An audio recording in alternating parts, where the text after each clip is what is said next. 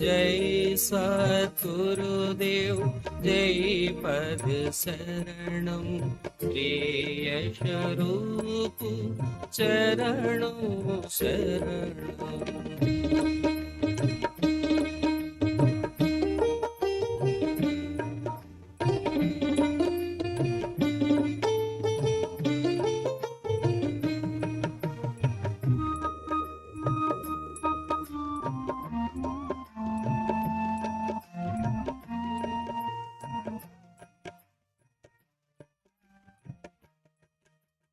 जय सद्गुरुदेव जय पद शरणं श्रेय स्वरूप चरणों शरणं। जय सद्गुरुदेव जय पद शरणं श्रेय स्वरूप चरणों शरणं। जय सद्गुरुदेव जय पद शरणं श्रेय स्वरूप चरणों शरणं। जय सद्गुरुदेव जय पद शरणं श्रेय स्वरूप चरणों शरणं।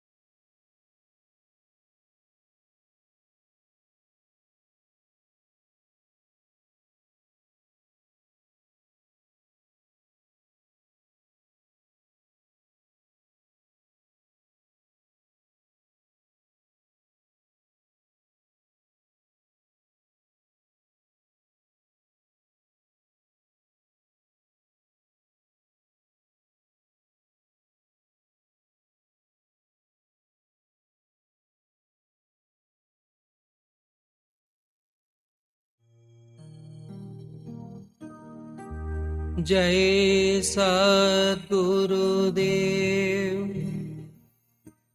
जय पद शरणं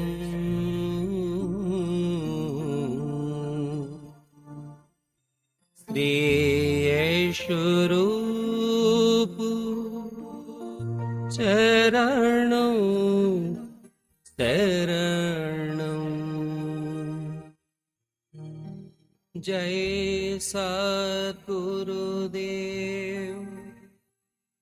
जय पद शरणं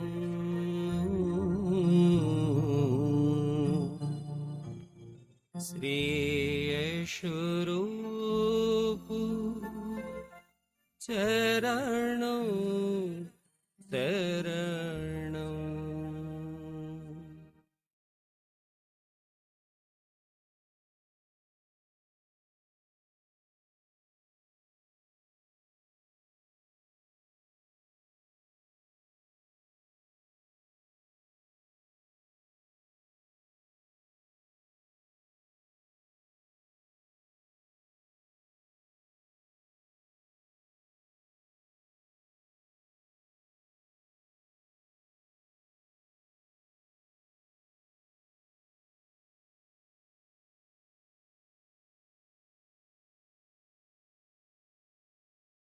जी माता और बंधुओं, अब भी एक भजन होगा और भजन आनंद योग।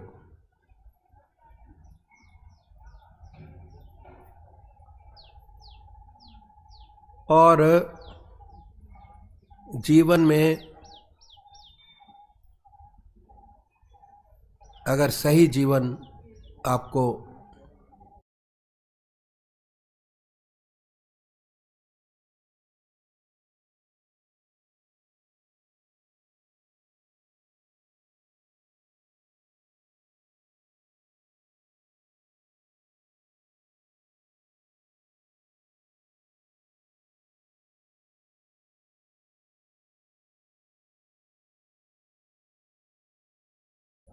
आनंदमय स्थिति में व्यतीत करना है, तो ये बहुत जरूरी है। ध्यान करें कैसे? सबसे पहले निश्चित कीजिए कि परमात्मा की कौन सी मूर्त, कौन सी सूरत, कौन सा नाम, कौन सी मूर्ति आपको सबसे ज़्यादा प्यारी लगती है। कोई भी,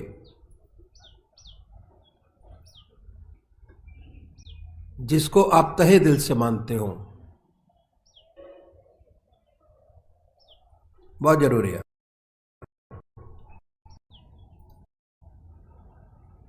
निश्चित अपनी आत्मा से पूछिए कि परमात्मा की कौन सी मूर्त आपको सबसे ज़्यादा प्यारी लगती है, कौन सा नाम आपको सबसे ज़्यादा अच्छा लगता है। मंत्र, नाम मीन्स मंत्र।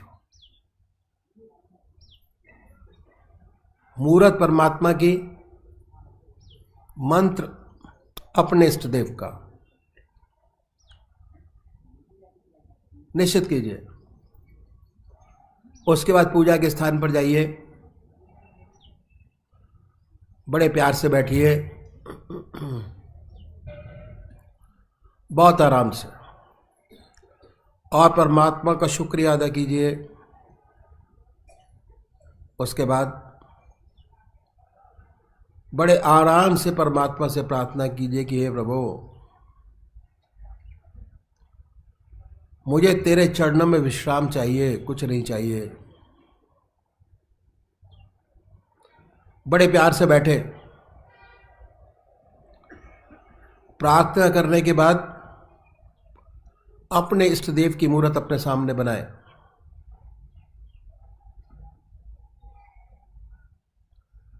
ये मानिए कि वो सह शरीर आपके सामने विद्यमान है, विराजमान है। बड़ी बड़ी आंखें हैं, ख्याल से गोल चेहरा है, जटाएं हैं, सर्पों की माला है, बनाए बाय थॉट, ख्याल से डूब जाइए, तल्लीन हो जाइए उसके अंदर। ऐसा भावना बनाइए कि ना कोई विचार रहे, ना ख्याल। ऐसे उसके अंदर लग जाइए कि ना कोई ख्याल रहे दूसरा, ना कोई विचार, वही वो रहे।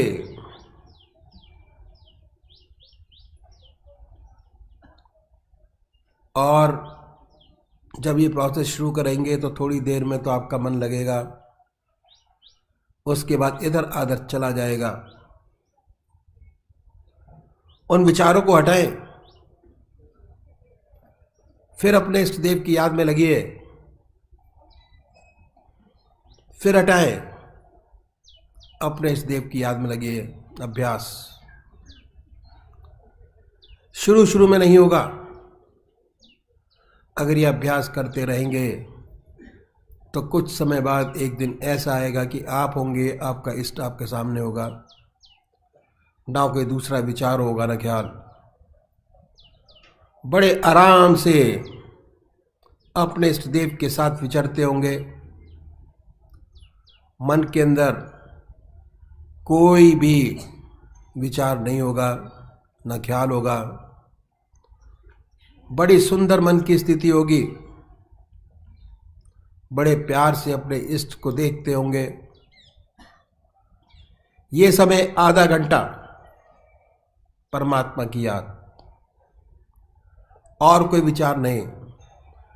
दूसरे वो भाई हैं जो निराकार भगवान के उपासक हैं, परमात्मा की मूर्ति को नहीं मानते, परमात्मा के नाम को पकड़े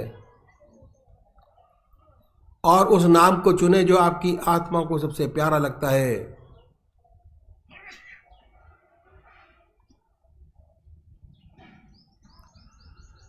आनंदमयी अवस्था बनाए। दिल की हर धड़कन पर जो मंत्र है अपने इष्ट देव का जो आपने चुना है, जिसमें सबसे ऊंची भावना आपने डाली हुई है, उसके दिल की हर धड़कन पर सुने कि हमारे दिल से वो नाम निकल रहा है और हम सुन रहे हैं। और जब तक ऐसा ना हो तब तक बड़े प्यार से अपने इस देव का नाम ले सकते हैं। दिल की हर धड़कन पर, श्वास पर नहीं, दिल की हर धड़कन पर उस नाम को लें। हृदय चक्र को जागृत कीजिए अपने इस देव को याद करके, और बहुत सुंदर तरीके से अपना जीवन, पूजा का समय आधे घंटे का व्यतीत कीजिए। तो अभी एक भजन होगा और भजन के साथ साथ सभी भाई बहन अपने अपने इष्ट का ध्यान करेंगे।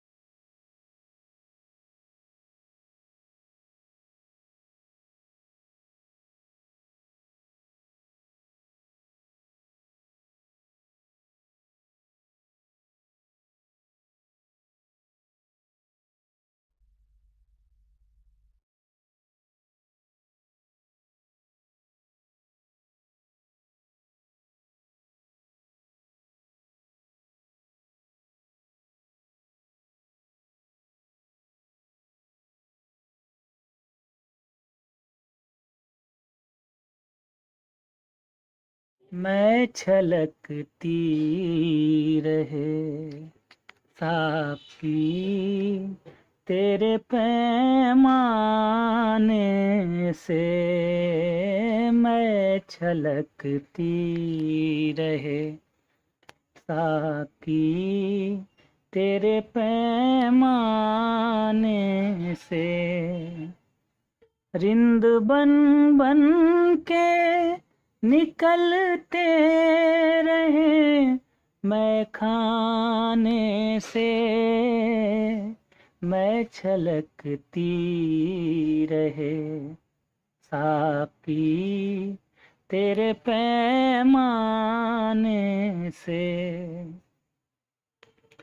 दिल के आईने में रहने दे सारू रे अबदी, दिल के आईने में रहने दे सारू रे अबदी, साखिया आने दे छनती हुई पैमाने से, साखिया आने दे छनती हुई पैमाने से, मैं छलकती रहे साकी तेरे पैमाने से। अपने महबूब की खामोश नजर में छुप कर, अपने महबूब की खामोश नजर में छुप कर, रात दिन रहते हैं बेपिए ही मस्ताने से, रात दिन रहते हैं बेपिए ही मस्ताने से, मैं छलकती रहे साकी तेरे पैमाने से। समारू है यार से रोशन है हकीकत जाना, शम्मा रूह यार से रोशन है हकीकत जाना, जानिसारी का सबक मिलता है परवाने से, जानिसारी का सबक मिलता है परवाने से, मैं छलकती रहे ताकि तेरे पैमाने से। खुल गई दिल में हकीकत मेरे दो आलम की, खुल गई दिल में हकीकत मेरे दो आलम की, मबाए दीदार के पड़ाने से, मतबा जलवाए दीदार के पड़ाने से, मैं छलकती रहे साकी तेरे पैमाने से। रिंद बन बन के निकलते रहे मैं खाने से, मैं छलकती रहे साकी तेरे पैमाने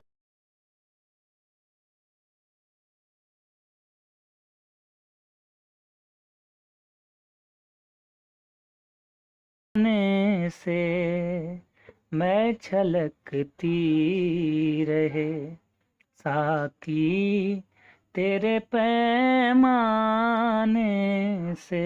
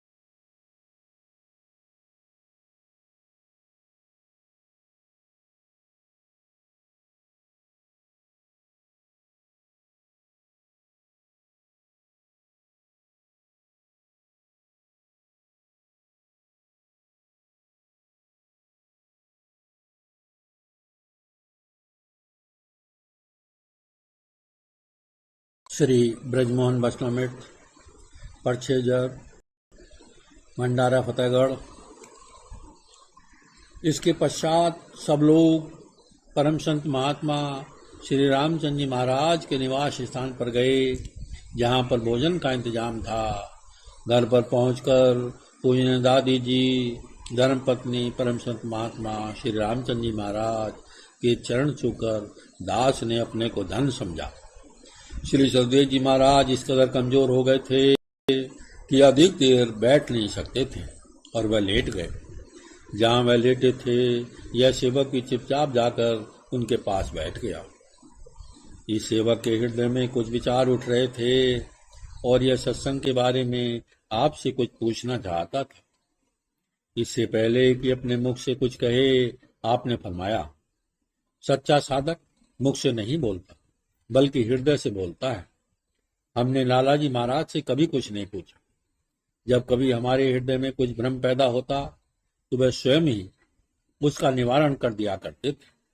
हम तो केवल उस घड़ी का इंतजार करते थे कि कब ऐसा हो। यह सेवक जब कभी भी लाला जी महाराज की शरण में जाता तो बिना उनके हुक्म के कभी भी वापिस आने का ख्याल तक ना करता था। छुट्टी हो न हो, जब उनका हुक्म होता तभी वापिस जाता। उसके बाद फिर मौन हो रहे सत्संगी भाई लोग चुपचाप आते, आपके दर्शन करते, या तो चले जाते या चुपचाप वहीं बैठ जाते। थोड़ी देर बाद फिर आपने इस सेवक की ओर मुखातिब होकर फरमाया, हमें कमजोरी बहुत हो गई है।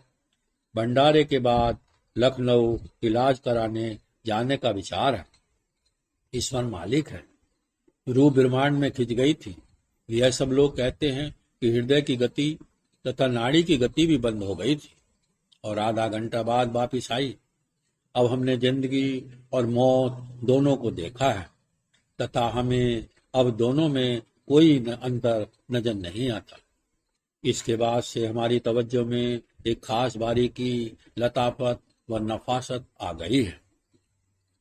दोपहर का भोजन करने के पश्चात 1 बजे से 2 बजे तक इस सेवक की समाधि मंदिर पर शांति पाठ में ड्यूटी थी।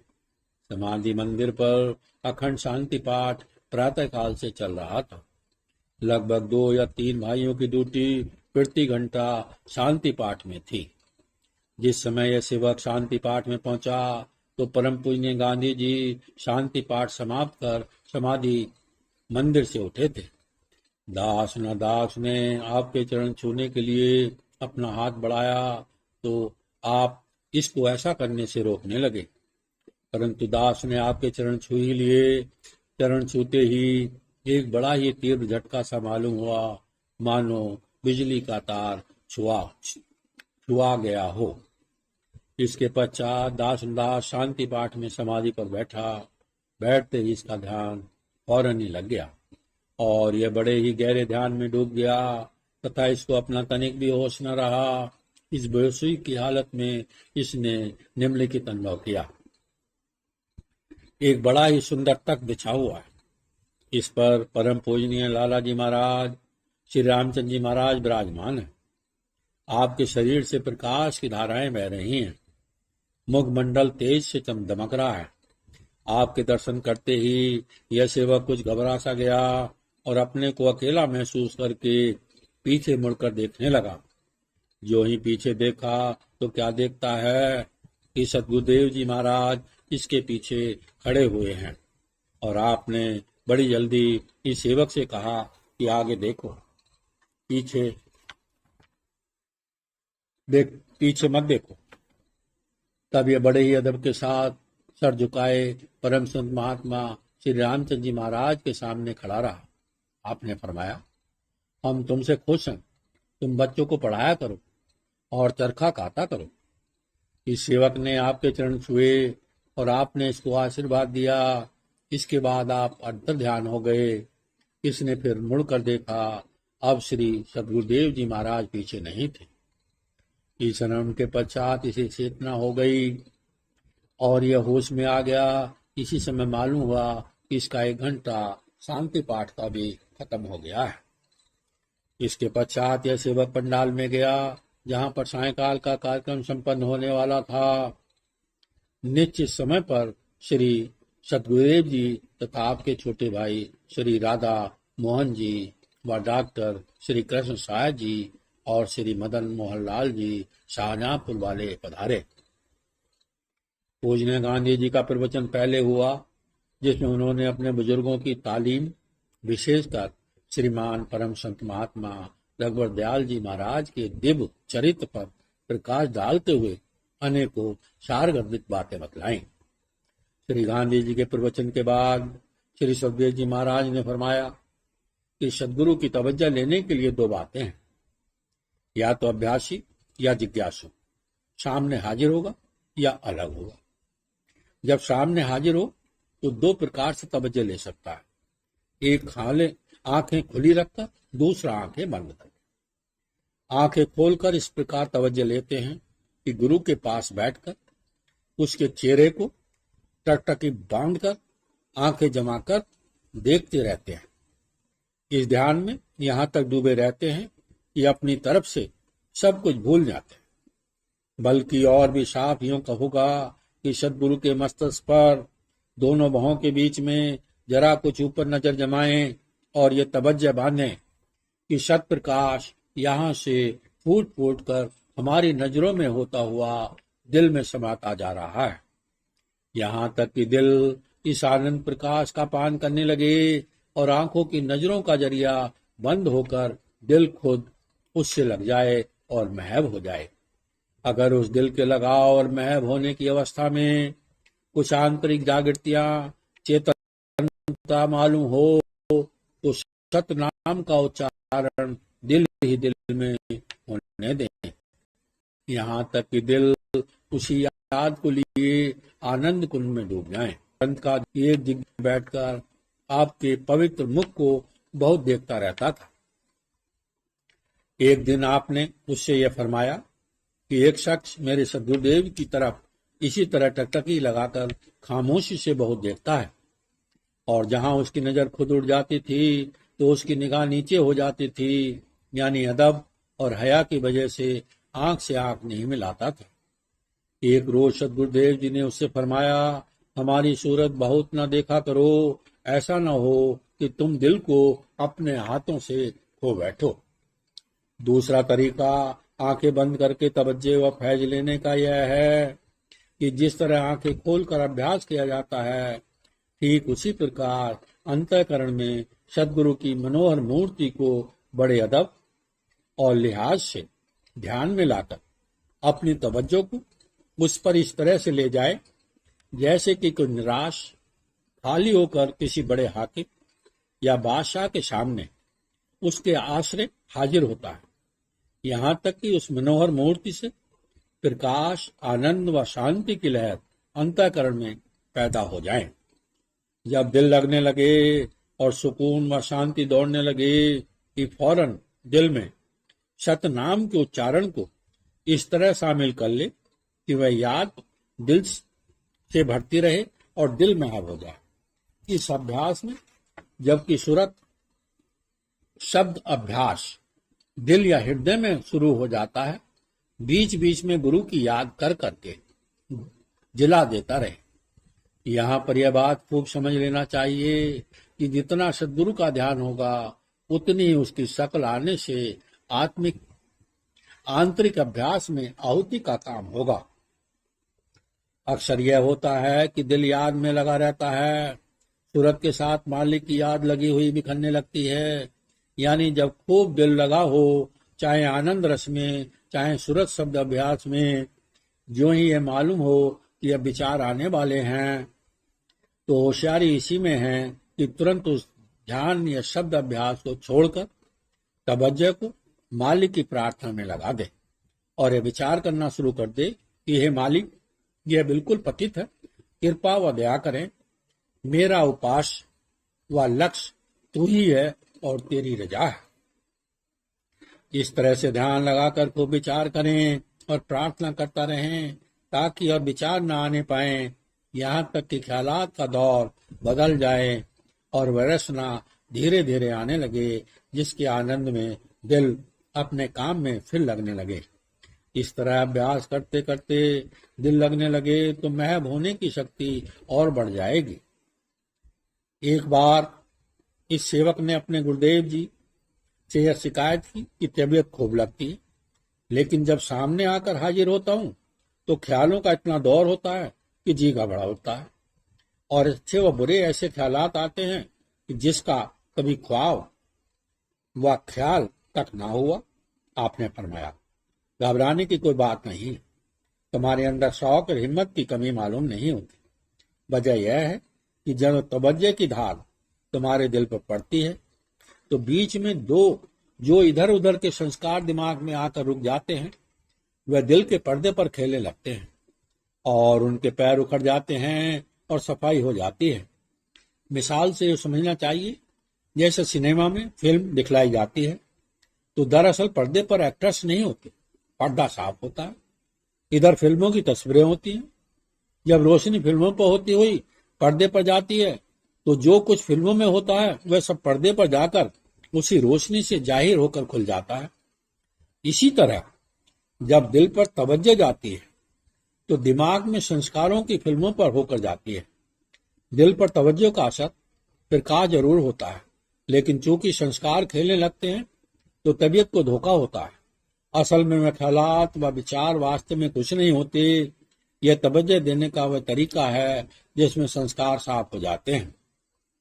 जब तवज्जो के लेने देने की यह सूरत होती है तो अभ्यासी को अनुभव होता है कि ख्यालात आते जाते रहें, लेकिन साधारण तौर पर उनकी तफसील याद नहीं रहती, बल्कि बात को एक नशा या रसना कुछ देर तक सन्नाटा लाती रहती है, जिससे यह पता लगता है कि ध्यान तो दिल में लगा था, लेकिन उस ध्यान के प्रकाश में कुछ सिनेमा खिल जाता है और खत्म हो जाता है।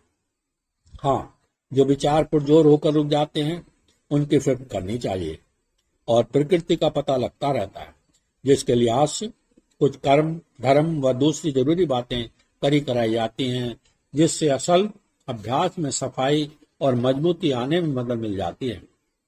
इस प्रकार की मानसिक सफाई पाने के लिए अभ्यासी को चंद ऐसी शर्तों पर चलने की बड़ी आवश्यकता पड़ती है, अधिकता से नहीं तो समत के साथ, और यह भी नहीं तो कभी कमी बेशी के साथ बजा लाना चाहिए। शर्त यह है कि पहले अपने ईश्वर के बीच जो पर्दा है और रोक है उसको दूर करने का संकल्प करना चाहिए, क्योंकि जानते और मानते हुए इसलिए ईश्वर के से वंचित रहता है कि बहुत से बहमी और ख्याली आदि पर्दे बीच में रुकावट डालते हैं। इन पर्दों की गिनती नहीं, इसलिए 3-4 बातों पर ध्यान दिया जाए तो काम बन जाए और ढेर पीरा हो जाए। पहला है वित्तेषणा, धन दौलत की फिक्र। दूसरी है लोकेषणा, दुनिया में इज्जत बड़ाई और यश आदि चाहना। तीसरी है बहुत सी ऐसी सामाजिक व धार्मिक बातों पर विश्वास रखना तथा उन पर अमल करना जिससे उस भक्ति के मार्ग में बाधा पड़े। चौथी है नाफरमानी, अर्थात ईश्वर व उसके हुक्मों को न मानना। बचने के उपाय। पहला वित्तेषणा, माल व धन का पर्दा इस तरह दूर किया जा सकता है कि अपने बाल बच्चों सगे संबंधियों को उसमें हिस्सा दें, यानी रहम करके ईश्वरी रहम का पात्र बने और जरूरत का ख्याल रखकर अपने पास अधिक रखने की इच्छा ना करें, क्योंकि जब तक माल व धन रहेगा या उसकी ओर इच्छा रहेगी, दिल की तवज्जो उसी ओर रहेगी और प्रेम भक्ति तथा विश्वास में वही पर्दा बना रहेगा। अभ्यास के साथ अशांति और भजन न होने की शिकायत बनी रहेगी। दूसरी है लोकेषणा, दुनिया में मान बढ़ाई और यश आदि के पर्दे को साफ रखने का यह तरीका है कि ऐसी जगह में ज्यादा न रहें जहां यह बातें मिलती हों या मिलने की उम्मीद हो, बल्कि दुनिया में रहते हुए ऐसी बातों से बचने के लिए मौन, शांति, विनय और नम्रता से रहें। दूसरे की प्रतिष्ठा, बड़ाई और मान को अधिक समझें, और ऐसा भी हो सकता है कि आवश्यकता और समय के अनुसार ऐसे काम करें जिससे लोगों को नफरत हो जाए। तीसरी बात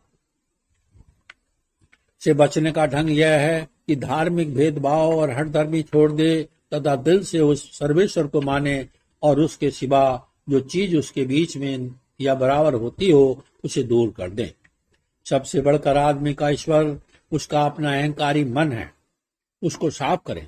अगर ऐसा किया जाएगा तो अभ्यास करने से जिस चीज पर उसका विश्वास जमा है उसकी सच्चाई खुल जाएगी, और यह बात साधन में जरा मेहनत और शक्ति बर्दाश्त करने से प्राप्त हो जाती है। अतः यदि उस पर ताशुब व हठधर्मी का जोर होगा और मन में सिवाय उस मनमतेपन पर विश्वास और समर्थन के और बात की गुंजाइश नहीं होगी, तो वह इसी में फंसा रहेगा और यह मन का तीसरा पर्दा बना रहेगा। चौथा है नाफरमानी का पर्दा दूर करने की तदबीर यह है कि परमात्मा को सर्वव्यापक समझकर सच्चे दिल से अपने बुरे कामों व पापों और ईश्वर की आज्ञा के विरुद्ध अपने कामों पर पश्चाताप करे, सच्चे दिल से क्षमा मांगे तथा यह दृढ़ प्रतिज्ञा करे कि ऐसा फिर ना करूंगा। पहले पापों का ख्याल करे, उन पर शर्म करे, जो चीज किसी की छीन ली है वापस करे, हक वालों को हक अदा करे, आदि आदि। यदि कोई ईश्वर प्राप्ति और उसकी भक्ति की इच्छा करे मगर पिछले कुकर्मों और जाहिर पापों से ना शर्म करे या ना छोड़े, इज्जत शान बढ़ाई धन आदि के चक्कर में जी को फंसाए रखे, तो यह बात बहुत ही कठिन और लगभग असंभव है कि आत्मा व परमात्मा का अनुभव व ज्ञान हो सके, क्योंकि जो बातें या चीजें सेवक स्वामी बंदा महमूद के बीच जो पर्दा है वह दुनिया के प्रेम से ही है। हम खुदा ख्वाही वहम दनियाए दूं, ई ख्यालस्तो महालस्तो जुनू। हम चाहें कि खुदा भी मिल जाए और दुनिया भी मिले, ख्याल बेकार और पागलपन। क्योंकि समय अधिक हो चुका था, सायंकाल का कारण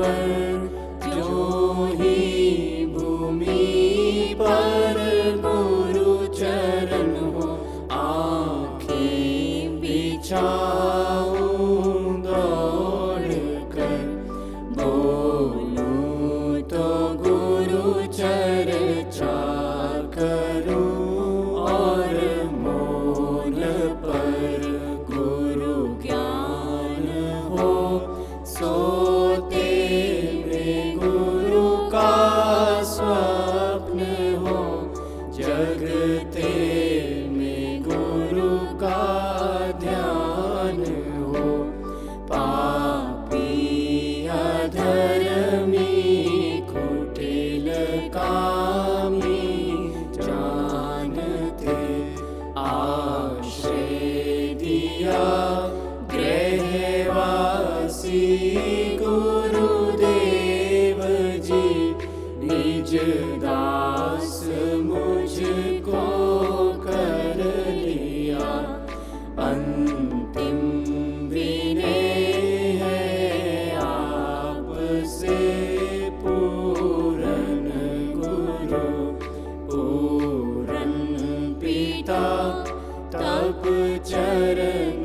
पर हो शीश, जिस दिन प्राण हो तन से जुदा, हे